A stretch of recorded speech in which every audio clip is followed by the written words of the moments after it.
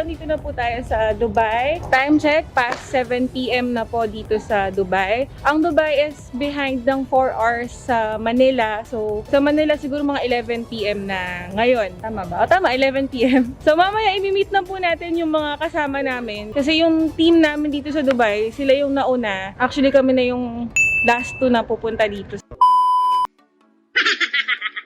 Para po sa mga kabayan pala natin or sa mga clients na interested kay First Park Homes na nandito sa Dubai, pwede niyo po akong i-message personally para makapag-schedule po tayo ng meeting or presentation para, alam niyo na, ma-meet naman po natin yung isa't isa. Please message me directly para sa mga interested and sa mga gusto po ng presentation. Hope to see you soon po mga ka-First. Bye-bye po! Epilogue. Itong mga nakikita nyo, hapunan lang namin yan. Alak. Wala yan. Ayan, so nakalimutan ko nang mag-video kanina, nakauwi na pala kami. Papakita ko po sa inyo yung mga kasama natin sa bahay ni Kuya.